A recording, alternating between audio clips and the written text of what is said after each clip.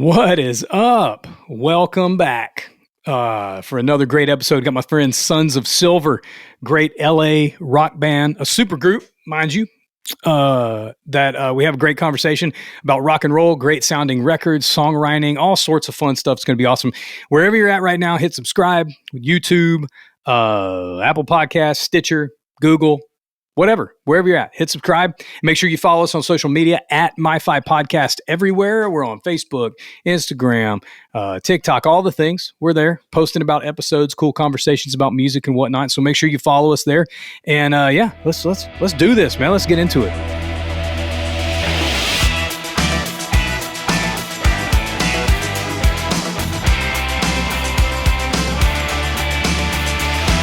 All right.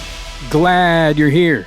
It is a great conversation that I have with my friends Sons of Silver today. Pete, Brina, Kevin, and Adam from that band. It's a great conversation. You're going to love it. And in light of kind of the supergroup moniker that I think that they are much deserved of, having members, been in Skillet and Candlebox and PeteRG and all sorts of great rock bands. I want to talk about a few of my favorite supergroups of all time. And and then we'll hit record of the week, record of the episode, and then we'll get into the conversation. So maybe you have some super groups you love. I thought about some people, some groups that were a little off kilter, more modern, like the Dead Weather, as the lead singer Allison. I can't remember her last name, from the Kills, and Jack White's in that group. The Good, the Bad, the Queen. With Damon Albarn from Gorillaz. And I mean, there's like some great modern sort of super groups, of producers and writers and artists and all that sort of stuff. But I went back and kind of pulled a few, I think, of my favorite. And the first being Velvet Revolver, great rock band, late 90s, early 2000s-ish, featuring members of Guns N' Roses and The Cult and Scott Weiland from Stone Temple Pilots, Matt Sorum, who was in The Cult and Guns N' Roses, Slash and Duff, obviously from Guns N' Roses. They had a great record called Contraband. I think they released a second album too. I can't remember offhand, but great band. I'm glad that they formed because those records were super fantastic. You should go listen to it. Maybe you remember those guys, but that band was awesome. Next up, Traveling Wilburys. Some people have never heard of them, and I don't understand how. Traveling Wilburys were incredible. Tom Petty, Jeff Lynne, Bob Dylan, Roy Orbison, and George Harrison. I mean, how can you not write great songs, with those guys? I heard a story one time that George Harrison, Bob Dylan, and Tom Petty were writing together, and George Harrison got up to go to the bathroom or something, and Bob Dylan leans over to Tom Petty and says, "Hey man, that guy was in the Beatles." Like flabbergasted that they're in there writing, with one of the Beatles, which is pretty incredible. Next up, Atoms for Peace. Maybe you never heard of this group before. It's a side project from Tom York from Radiohead, which in this episode we talk a lot about Radiohead with the great folks in Sons of Silver. But Atoms for Peace was a side project that had Tom York from Radiohead, Nigel Godrich, who was the producer on all the Radiohead records, as well as Flea from the Red Hot Chili Peppers, a couple other great studio session guys as well. Great record. I think they only have the one record called Amok, but it was awesome. And I hope they do something else. And last but not least, in my list of supergroups today, my favorite supergroups, Temple of the Dog. You've heard me talk about this record quite a bit. Temple of the Dog was a project that was meant to honor Andy Wood, who passed away. He was the singer in Mother Love Bone, another great Seattle band. And members of Soundgarden and Pearl Jam came together and wrote and created this Temple of the Dog project. They had a big MTV hit with Hunger Strike and Say Hello to Heaven, Reach Down. There's some great songs on that album. If you never heard it, you should absolutely go listen to that Temple of the Dog album. And I guess like in the vein of like Radiohead and side projects and supergroups, I don't know. Maybe, I don't know. I just want to feature this. So the record of the week is The Smile, the band The Smile. The record's called A Light for Attracting Attention. If you're watching on YouTube or Spotify video, I'm holding up the LP right now. It's incredible. It came out last year. It was one of my top 10. If you listen to the bonus episode I did about my top 10 records of 2022, it was in that episode. And it sounds awesome on vinyl. It's a great record all around. You should go check it out. It's just Tom York, Johnny Greenwood from Radiohead, and Tom Skinner plays drums on the album. And then they do a lot with orchestras, like there's horn sections and string sections and all that sort of stuff. But it's just a beautiful record. It's still a rock record in my mind, but it's really, really orchestral and beautiful. And I think you will absolutely love it. So go check that out. But today, on the show, have my friends in the LA rock band, the supergroup Sons of Silver, Kevin, Adam, Pete, and Brina. We get to talk to all of them. At first, it was just Kevin and Pete and I, and Adam got on, and then Brina joins in later, and they're in the studio. Adam was kind of remote too. But we had a great conversation. They're an incredible band. They released their debut EP in 2020. They released another EP last year called the Ordinary Sex Appeal EP. And it is fantastic. Reminds me, I say this a couple times in the episode, there's bits and pieces of it that remind me of The Clash, and there's definitely like punk rock undertones, but just like straight rock music. And we talk about that a little bit too, like bands that were not like alternative rock or punk rock or southern rock or whatever, but just like rock bands. And this record has that feel to it. It lives in a lot of spaces, and you can hear a lot of influences on it. It was incredibly captured, just well recorded. You guys know I've talked a little bit before about how much I love like the sonic quality of albums. And so yeah, you should go check it out. They got plans for a full-length album that's coming out in 2023. They're almost finished with it. We talk a little bit about that. They're getting plans together for a tour, and they've played a lot, and stuff, but they're going to do an extensive tour, hopefully, with this record and make it all over the U.S. and the world and share all this good rock and roll music with people. So if you haven't ever heard of them, go check them out at Sons of Silver Band on Instagram. They're just facebook.com/Sons of Silver. You can go to sonsofsilver.com as well and get connected to everything they got going on. And yeah, enjoy this conversation I had with my friends in Sons of Silver. I love it. I love what's up, guys. Welcome to the show, Sons of Silver. It's good to have you guys. Thank you, man. Good to be here. Good to be here, Lee. Yeah, awesome. Kevin, Pete, Adam, thanks for being on the show. Are you guys all out in LA? You're all on the West Coast? Mm-hmm. Yeah. Awesome. I talked a little bit in the show opening about supergroups. American Songwriter Magazine called you guys a supergroup. I would say that too. I was a massive Candlebox fan growing up. I have the first record on vinyl, and I actually got it. You guys remember those little the BMG like club Columbia House? Yeah, definitely. Yeah, like 12 tapes for a penny or whatever it was back in the day. I got the Candlebox record on that. And I grew up with I bought the first Skillet album on CD. Oh, wow. When I was a kid, and, first 2 or 3 records there. And so, I mean, I'm familiar with a lot of you guys' work individually. And when I found the Sons of Silver record, I was just blown away. Thanks, man. Thanks, man. Yeah, for real. The, I made some notes earlier today just so I didn't mess it up, but Who's Gonna Stop's got some serious like Clash vibes, and there's a lot of like kind of punky stuff in there. I don't know if that's intentional, but definitely some undertones of that too. And Cause My Pain's probably my favorite. The bass groove on that's just fantastic. All that sort of stuff. So I'm a fan. I love it. Thank you so much. Thank you. Yeah. So are all you guys from LA? Did you grow up out there? Where are each of you from? I think just Pete's actually from here. Yeah. I'm the only one born and raised in LA, Brina grew up in SoCal from the time she was like 3 on, but she was actually born in Africa. Oh, wow. Her mom's African and her dad's American. And so she was born in Kinshasa, Zaire at the time. Wow. Now Congo, Republic of Congo. So, but she grew up in the SoCal area. And then these guys can speak for themselves, but I'm the only one from here. Yeah. Wow. Now, where are you guys from, Kevin and Adam? I think Adam and I both, it's a lot of places for different reasons.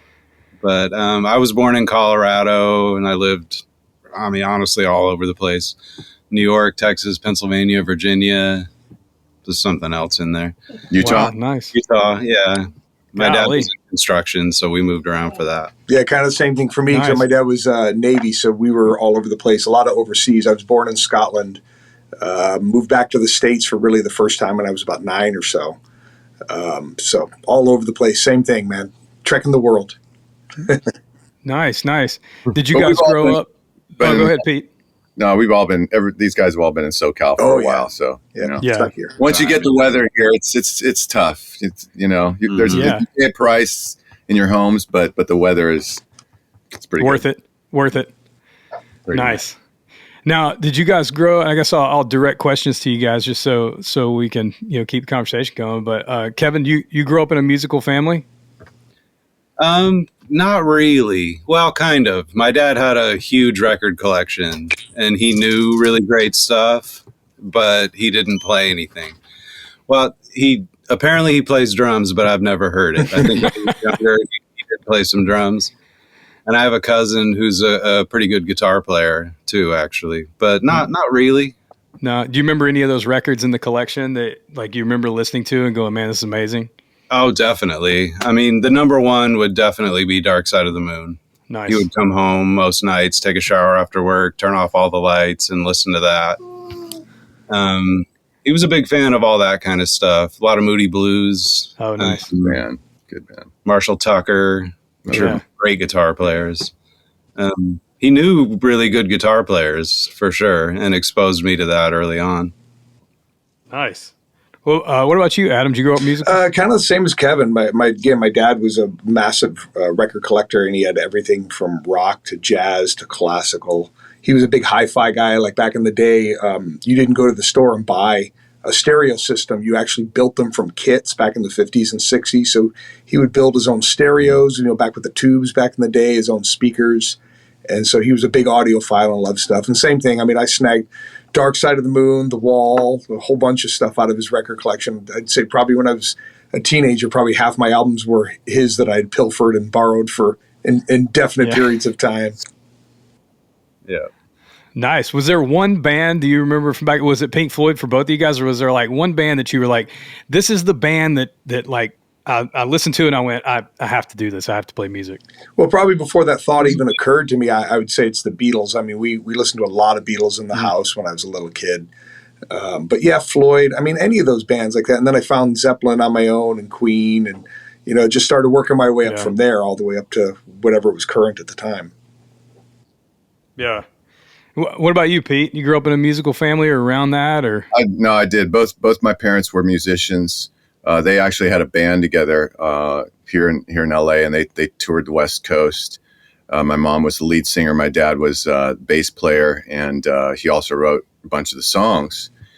So they passed that off to me. So I have pictures when I was a couple of years old with my dad strumming the guitar.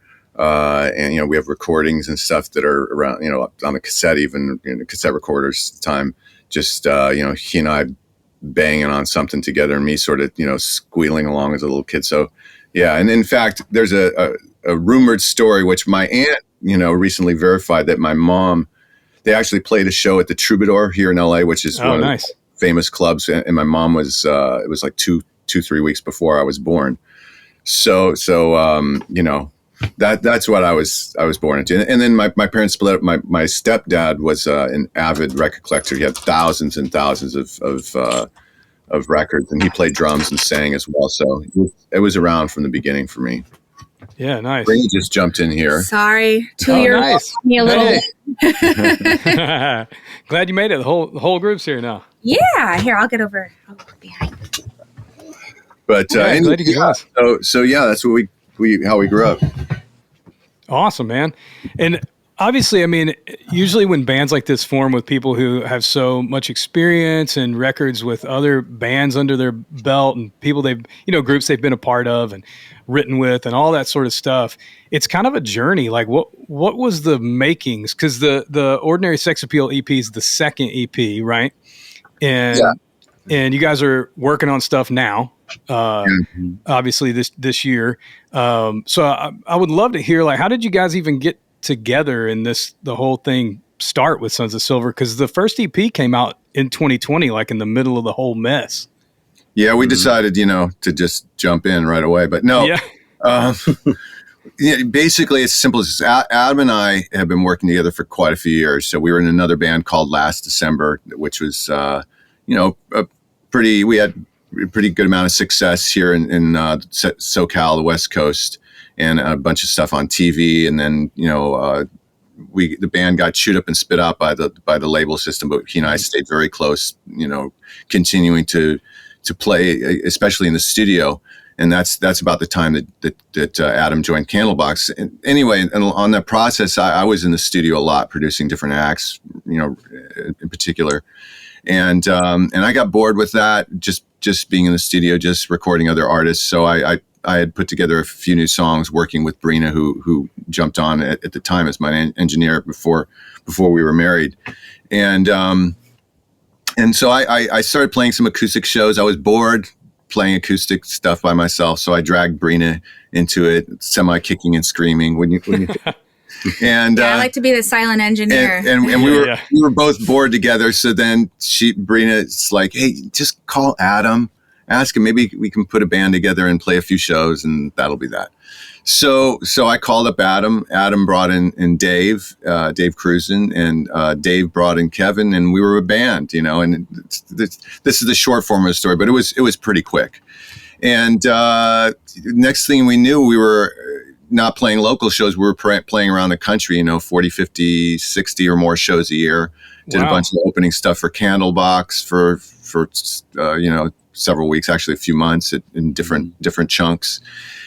And along that way, it went from what started out as a sort of a singer-songwriter process where I was bringing in the songs and we were sort of finishing up together, where we started jamming and writing songs together from the beginning, and it turned into the rock band that we are now, and that sort of required us to change the name. By the way, we're calling ourselves PeteRG, RG short for Argyropoulos, and we rechristened ourselves Sons of Silver, and we were basically recording our first album together just slightly before the pandemic, and we were hesitant to release it, but we figured let's just get it out there and get things rolling. And so that's where it's at. So we've really played very few shows actually under the Sons of Silver name.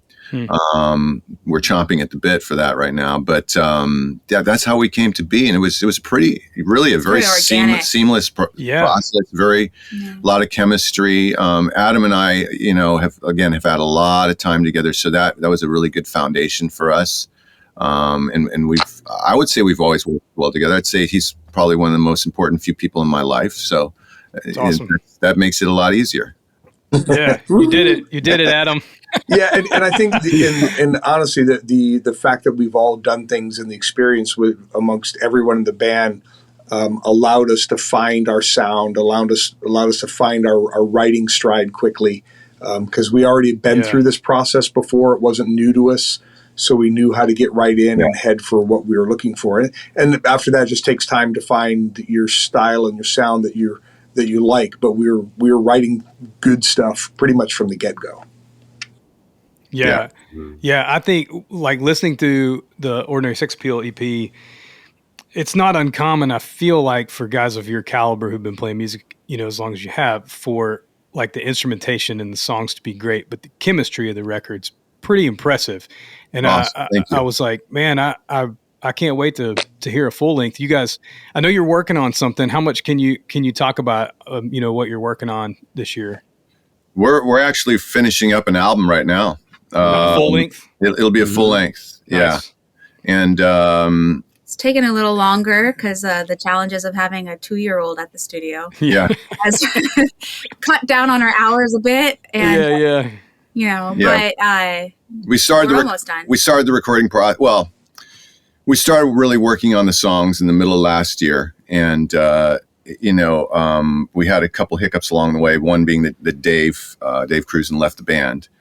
And we have a new drummer, Mark Slutsky, and that actually was really a breath of fresh air for us and a lot of new energy. And it was Dave's time. He didn't want to be in a band any longer. Sure. Or he didn't want to have that level of commitment. So it was tough for us, but it was actually really good because we needed someone who was really committed, and so. That took some time then to bring in someone else. It actually didn't take too much time, but it still took some time. Sure. we then went and, started rehearsing up songs, played a show, and went into the studio in, early middle of December, cut a bunch of tracks, picked it up after the holidays. And, we're probably in our last few days of doing overdubs right now. Nice. And we may even have a single out in a couple months from now. The first single, but yeah, it feels good to have. I'd say, speaking for all of us, it feels really good that we're going to have a full length as well. It felt like it's time to do that. Yeah, and no doubt. That's it. It's been a lot of fun though. That's awesome, Kevin. How'd you hook up with these guys? Well, I as Pete said, I had been in a couple of bands with Dave Cruzen before this. So nice. He called and asked me if I would want to do it. And I didn't know anybody else at that point. My honest answer was, yeah, man, if you're doing it, I'm doing it. Yeah, cool. And, luckily, it all worked out. Nice. Yeah. Nice. You guys got tour? Is there tour plans? I know you said you hadn't gotten to play live together. Are you putting something together for 2023? Working on it right now. Basically, everyone's waiting for the LP to be done or nearly done. So that they can assess where to put us, who to have us open for. Because really, we're looking for opening slots. We don't want to do we're not ready to headline the level of tour that we'd like to be on. So that's what we're waiting on, and we're staying patient with it because it's got to be the right. It's got to be the right place for us. Yeah, otherwise, totally. We can wear ourselves out. Yeah, totally. Brina, right? Mm-hmm. Yeah, you missed this question. Did you grow up musical? What were the first musical memories you have? Oh yeah, I've been a singer and played keyboards since I was very young. So I'd say my voice is my main instrument. Nice. And the keyboards and piano second to that. But I was a hardcore music goer. Man, I went to shows every week growing up, and it was just a really big part of my life. So, I'd say both to that. I went to shows all my life, especially more kind of punk rock, indie rock music. And it's just a really big part of who I am. Yeah. Do you remember what your first show was? Yeah, actually, it was the Specials. The Specials, AK, I guess you would say. Nice. A really fun show. That's one of my favorite questions. Kevin, what was your first show? You know what? I think it was, I don't know if this counts, but I lived in Philadelphia for a while, and we went to a Sixers game. And after that game, DJ Jazzy Jeff and the Fresh Prince. Yeah. Oh, that's fantastic. They played 5 songs, and I thought that's officially my first show. That's pretty cool. They were brand new. That's crazy. That's the stuff that's pretty legendary. You got to see them that early. It's kind of cool. I begged my dad to stay. He's like, "We're out of here." I was like, "Come on, man, one song." That's fantastic, dude. Made it too. What was yours, Adam? I saw a bunch of different bands, but as far as really big, known band, I think I saw Styx in Maryland, and then when we were in Alaska, I saw Ozzy at a high school. Oh wow! Wow. That was my first really big hard rock show. Ozzy at the it's West Side High School Auditorium. It was pretty amazing. Oh my gosh! Yeah. Who was playing? Who was with him? That was my question. I missed Randy Rhoads by about a month. This was I didn't even know who was playing guitar for Ozzy, to be honest with you. It was just a fluke that I happened to be there, and I got in because they did 2 shows that day. They opened up an afternoon show, so they bounced a bunch of extra tickets. So I got in on that, and it was Brad Gillis that turned out to be who I had no idea who the hell he was because it wasn't even in the press yet. It was soon. It was like the beginning of May, and I think Randy died the end of March. So. Oh my gosh, man, that's crazy. That's crazy. That's what was yours, Pete? Yeah, I'm sitting here thinking about it. I think the first notable and non-club one, because my dad and mom, especially my dad, took me to a lot of club shows and stuff as a little kid. We're talking 5, 6, 7 years old, even maybe younger. Nice. But Elvis Costello. So Elvis. Oh my God. That's a good one. I was still really young, and Yeah, I still remember that show. But one of my favorite stories is that he took me to see U2 Springsteen when I was really young, and when they were just bubbling up. But one of my favorite ones, and he brings it up to a lot, too many times because it hurts. He's like, remember when we went to that Clash concert? I'm like, no, Dad, remember I couldn't go. I fell asleep at the last. I was young. I was 7, 8 maybe. And he goes, no, you went. He goes, we were getting it. I said, remember, Dad, you got me in the car and I fell asleep. You had to bring me back inside, get one of your friends to come over and babysit me. And you went by yourself. He's like, oh, yeah. He goes, you really screwed up. You should have been at that show. I'm like, yeah, I remember. Well, it's only one of my 2 or 3 favorite bands. Well, that's funny you say that because I mentioned earlier, I feel like there's vibes of that underlying punk rock through the whole EP. But like I was listening, just had it playing in the background this morning while I was working on some stuff, and the Who's Gonna Stop, I went, man, this kind of sounds like the Clash or the Ramones or something. Like there's some like deep punk rock vibes on the whole record.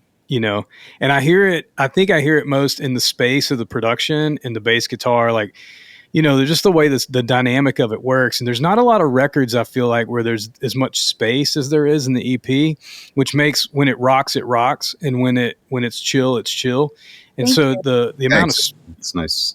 Yeah, the amount of space and the production, everything, just it sounds like a rock record, which is not common, nowadays. And so there had to be something lighting you guys' fire to go, no, we want to be like a rock band, like a really original, a really heartfelt, stripped back rock band. What was the inspiration for all that? That pretty much. Yeah, I mean, we just want to be. You guys help me out, but bottom line is we want to be we want people to hear the people who are playing in that room, and we want to be in the same room together. And there's a lot of interaction that's going on between us when we're working up songs, trading of ideas, trading of expressions and emotions, and for instance, one of the important things is everyone, I'll be scatting lyrics and melodies as we're working up songs, and everyone wants to know if it's unclear, that is what I'm saying, because they want to get the idea, they want to let that emotion, impact what they're playing and then bring it back to me. So at the end of the day, there's a lot of production and wizardry that goes on in music these days, which is great, but it's almost in our opinions, if I may speak for all of us, it's become a distraction, and not just from the sound itself, also the humanity that exists in music, that music that people have loved for not just the last several decades, but for centuries. Mm-hmm. So we just want to sort of, it's like getting back to our roots a bit, but just present in a very straightforward fashion. And one of the nice side effects of that, or, I don't know if that's the right term, but best things is that then when people come to see us live, we kind of sound like the record, not because we're playing everything exactly like the record, but because the fundamental presentation is just us being who we are, playing the instruments we play. Obviously, things will evolve as we grow as a band, but that's our starting point. But I also think it's like Peter was saying earlier, we started off playing very different music altogether, and just by chemistry and everyone's individual tastes, it's landed there. It's not like anyone said, hey, let's start a rock band. It just kind of happened that way because of all of our various influences. Yeah. And, we all love, I think all of us are very moved by guitar-driven music, also other stuff, right? So it's just kind of naturally where we landed. And I think we've all been mindful, like Peter just said, of not cluttering it, of keeping it pretty much true to, if you came and watched us, you would hear. It's really hard to do. It is, but the big thing I think is the way we write and create songs and do everything. It's, just us in a room. So you've got 2 guitars, bass, and drums. And so you can have that space and that patience if everybody is really aware of making each part that they play to be an important part. And it's not just filler. You're not just playing along with the song. You're actually contributing. And so if everyone has important parts, you don't need to add 40 extra overdubs of different things to try and get melodies and lines to pop out. We're doing it with the core of the band. So it's already kind of baked in. so you don't have to dress it up afterwards. Yeah. Very, very true. Yeah, So- I was talking with an artist recently that I was working with, and it seems like in I don't know, pre 1998 in rock music, I'm making that time up, but like it was a lot less layers of people doing less but more significant parts. And now it's like a lot more layers of people doing more but less significant parts, and it takes like 60 tracks in Pro Tools to make what it used to be like 17 or 18 tracks. 60 tracks, from what we're hearing, would be a small it's session. a Pandora's box because you were limited back in the day. If you go all the way back to the days of tape, most people had 24 tracks, and you could bounce things and do that. But like, there's just so much available now, and people are doing things on their own without any real producer or things. So I think they get carried away. And I think when you're insecure about what you've laid down, then you keep adding to it to get it to where you want it to be, rather than starting with a great riff or a great part that stands on its own. And I wonder if that has something to do with people not tracking live 100%. anymore. Like just For sure. I mean, it's amazing how many times we've been asked, as a rock band, so do you guys, not only do you live in the same town, do you actually record together? And we're like, yeah, of course. We all get in the same room together. I mean, the only one who's not in the room is Brina, who's in the control room, overseeing, the recording, because our engineer. She's playing a different instrument. Yeah. And so, but she'll sit there on talk back. Yes, no, that's cool. We did a little more of this, or we all discuss this going on. But again, back to the thing, people count more. They're telling us 80-90% of the artists, even for rock bands, are making records they're not even in the same room. They're just passing on the pieces. And I'm sitting there, I'm like, how can that really work to make anything that's just got, the sweat and the people, the communication, the humanity? I don't get it, because I mean, like, you watch some of these even old recordings when people were in the studio, everyone's there. They're all feeding back. Oh, if you're going to do this, well, I'm going to do that. Oh, you're going to do that. Well, then this person's going to change to this. That's how it happens. Otherwise you could be layering a stack of poop, Yeah. I think it's one of the things I noticed, like when I threw the EP on, I'm always a big proponent, like for myself personally. And man, a lot of great music's made a lot of different ways for sure. But when I throw a record on, I go, do I trust this? Like sonically, in the first 30 seconds, I'll go, do I trust this or not? And a lot of the records I feel that way about have something living about them. And they may have been tracked a certain different way, but I do find myself gravitating towards those band records. Like I did a piece of the podcast in an earlier episode about like my favorite like sonic records, like just the way they sound. Mm-hmm. And one of them was the Buckingham Nicks record. It's great. And you can't listen to it anywhere. It's not on streaming services. Like, dude, if you don't have a copy of that, you can't listen to it. That and the Temple of the Dog record are two that I go back to that I just go, they just sound so good, and I love, like, half a song into the EP that you guys released, I was like, man, it's a very trustworthy record. Thank you so much. That's a great compliment. Yeah, no bull crap, man, for real. Like top to bottom, it just sounds great. And I think that matters to people, even if they don't understand the technology or the science behind or the techniques of record making and all that sort of stuff. Like people know when they trust something or not. And I think that's why records, connect with people for sure. Absolutely. Thank you. Yeah, absolutely. Well, thank you very much. I must add, I have just a quick 30-second story on the Buckingham. Yeah, please.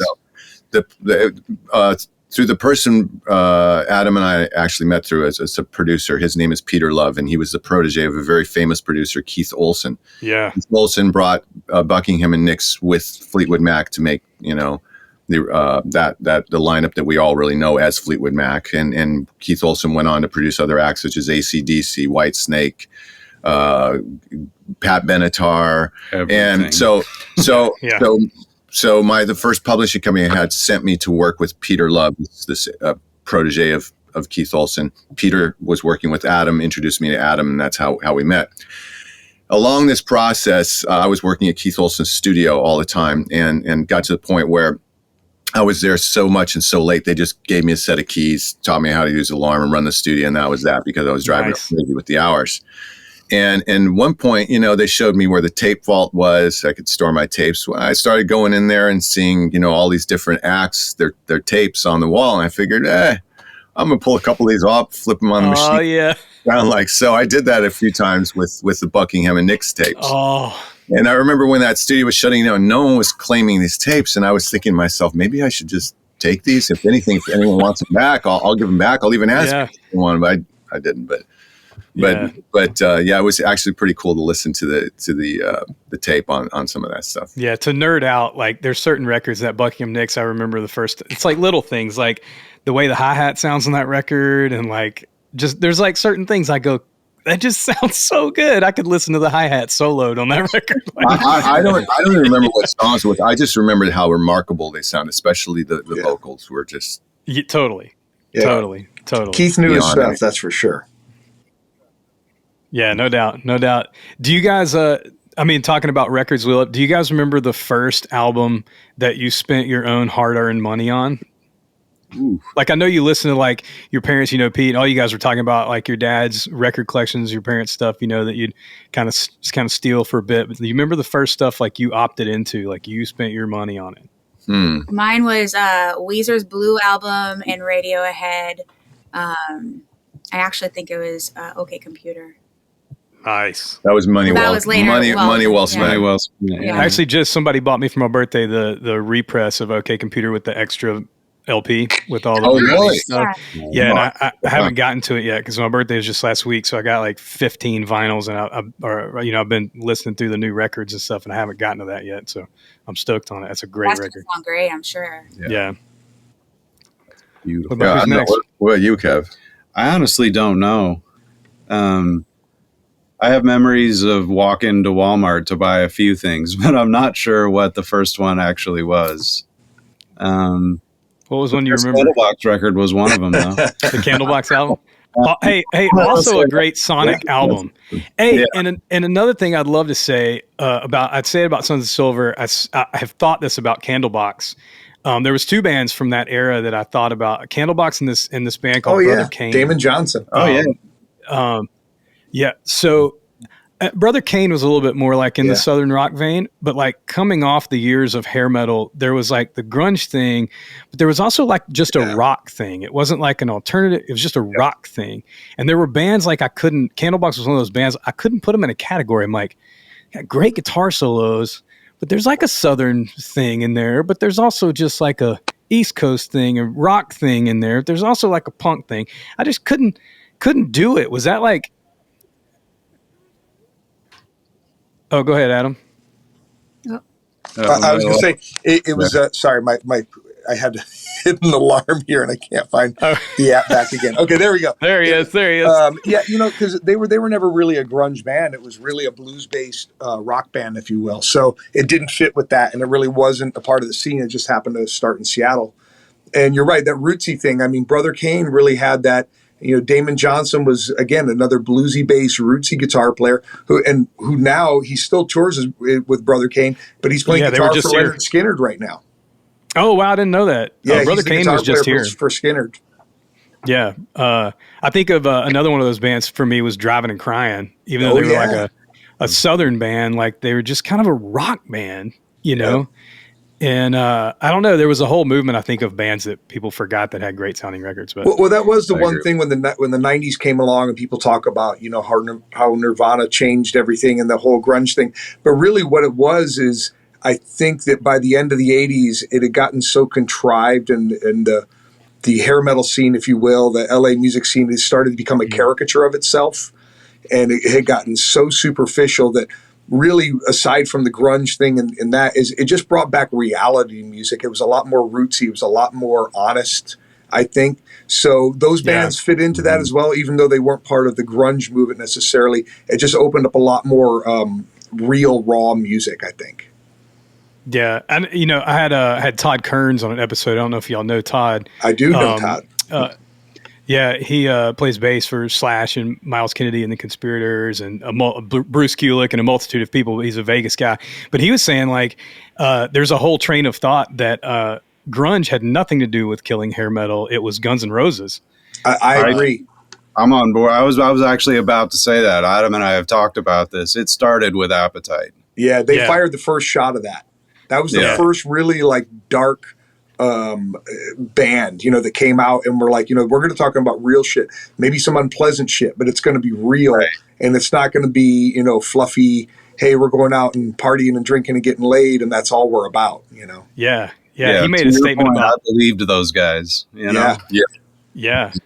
He made a statement about them like they were the first band that was like cussing on their record, like, and didn't care about radio or like whatever. It was like the the rock version of like what NWA or something did, and it just, you couldn't help but know that was gonna change it. That was one of my first Appetite and Hysteria, Def Leppard, and Bobby Brown, Don't Be Cruel was also in my first few.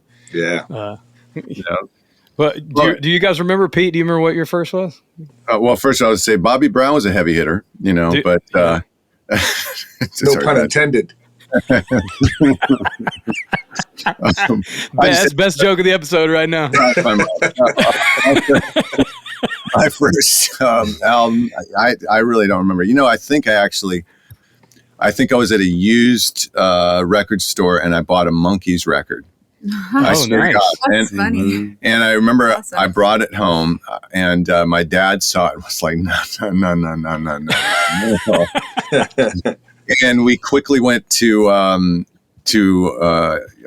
buy some Beatles albums. This is long after the Beatles had broken up, but all the Monkees reruns. So he saw that problem. But aside from that, I think it may have been a U2 album. Perhaps one of their first albums or two, and then I wasn't a big record buyer. Strange as I was playing music, but I wasn't a big record buyer. But it was probably one of the first U2 records. It was probably my favorite band. So nice. Adam, do you remember yours? I had tons of records as a kid. But things my parents would get me for stuff. But when I taking money that I got, like birthday money, wasn't really hard earned, but there was one summer I ended up with a bunch of cash, and I went to the record store and I came home with the first 3 Van Halen records, Pete Townsend's Empty Glass and Clash London Calling. That was a really happy week for me. That was a good outing. It was a great jam. It really was. All records I still enjoy to this day. Mm-hmm. Yeah, wow. Do you guys, I know this is such a hard question, but I always throw it out there because we end up talking about like really inspiring things. And one of the things, like the whole purpose or like reason that that I started this podcast, MyFi, it's not hi-fi or lo-fi, it's MyFi. It's the story of how like music has affected you, and the things that have influenced you guys as artists and musicians and songwriters. And I know it's so hard, but if you had like your top 3 like albums, all time, stuff you gravitate back towards. And I know it's a wide-ranging question, but I always love to throw it out there because it's typically, there's always a couple, that maybe people gravitate towards. But there's usually like 1 or 2 that people have never heard. And it's one of the reasons why people listen to the podcast is they always find out about bands, or they're reminded of bands they forgot about, find out about new ones, all that sort of stuff. So whoever can go, but what are like 2 or 3 records that you're like, no, that's always going to be top 5, top 10, for me. I think I can do it real quick. It's really hard because the bands or the albums I'm going to mention, you could probably throw the band's entire catalog in there. But if you're going to go 3, I'd go Dark Side of the Moon, maybe Zeppelin 3. That one, it could be any of those. And I go Radiohead, The Bends. Nice. Really, you put Radiohead, The Bends on there. I'm proud of that one. I didn't know, man. Oh, no, I can listen to that record anytime, anywhere. I feel like I know you like the back of my hand. I did not know that. Wow. That makes, I love you even more now. Nice. That's hard. You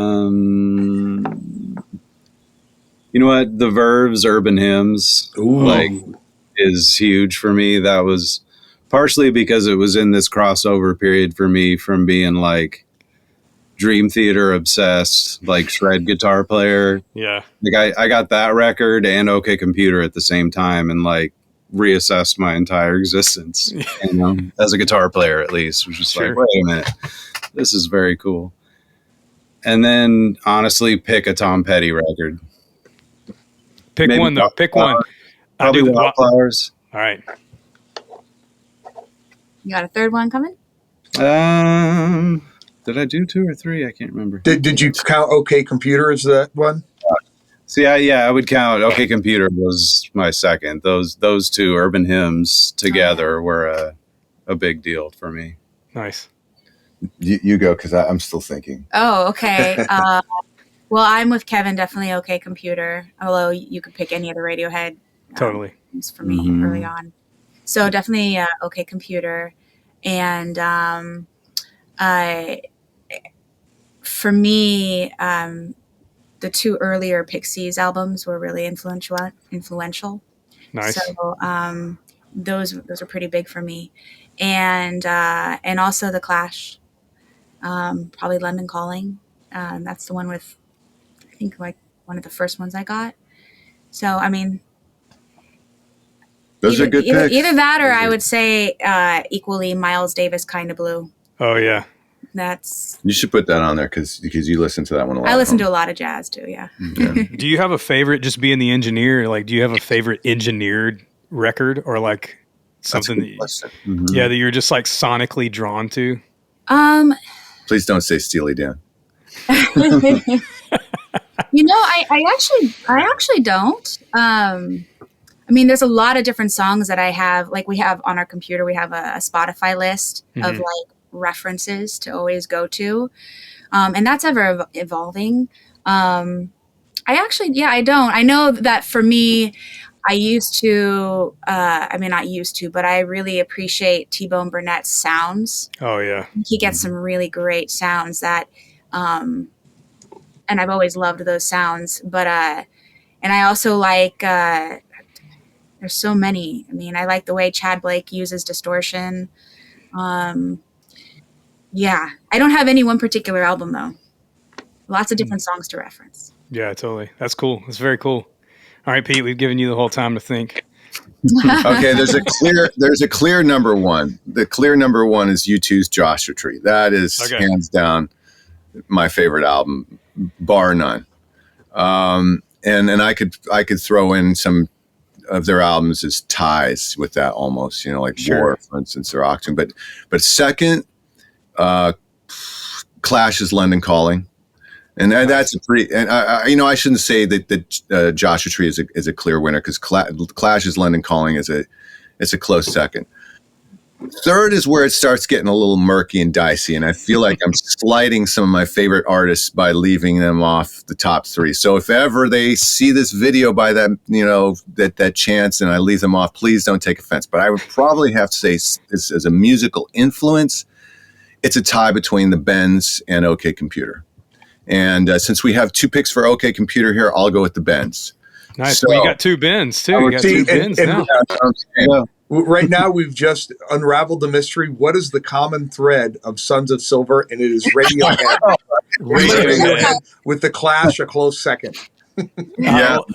That's listening to the record. I'm telling you, I've said it twice. I'm like, The Clash. Like, there's punk rock in here. I never would have gone, oh, there's Radiohead stuff in here. Maybe the full length. There's all kinds of Radiohead undertones. I was going to say, and frankly, we have a number of B-sides that I think we're all very proud of that haven't come out simply because we've just tried to stick to some of the more rocking stuff. So, but stuff that would definitely fall well within, that umbrella of the slower Bend stuff or the slower OK Computer stuff, where Kevin in particular is really having some fun with guitars. Yeah. Love it.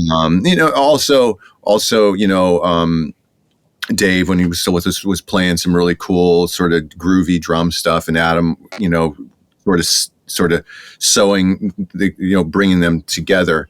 You hear it most in the breakdowns. Like, that's when we get to have a lot of fun. And Kevin's like a master genius with all the amazing layers of sound effects and just things you didn't know a guitar could do. Yeah, he's really good at that. Yeah. So, and now I will say this: once we're actually out in the road, we'll probably introduce that. When the time is appropriate, we'll introduce some more of those things. But it's just, as a new band, we got to stay sort of concise right now.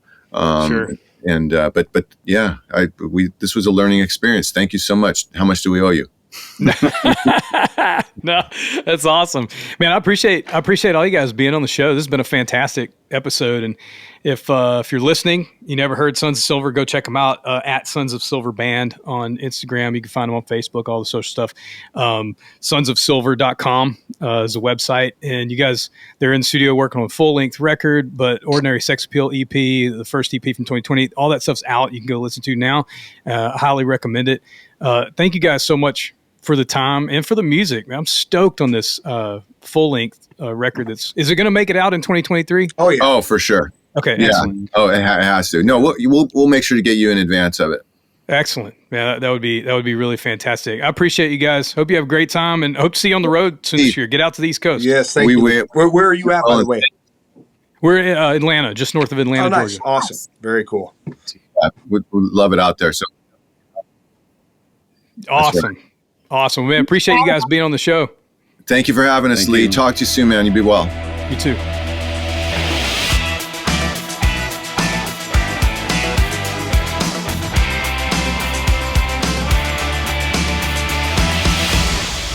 Man, what a great conversation. Great chat.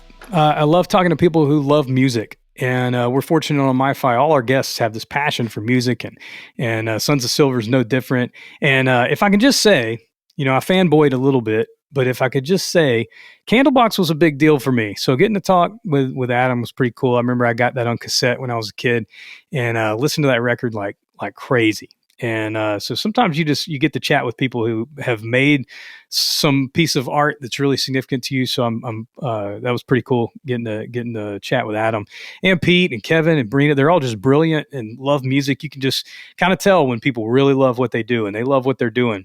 And it shows in the music and the songwriting and everything. So I'm looking forward to that full length record. Make sure you check them out. Sons of Silver Band on Instagram, sonsofsilver.com, facebook.com/Sons of Silver.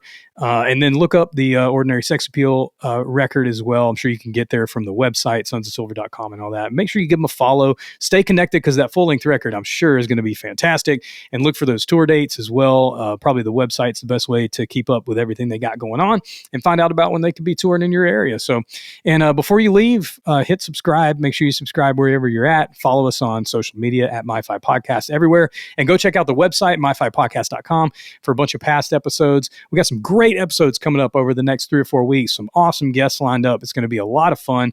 And we hope to see you then. But until next time, have a good one.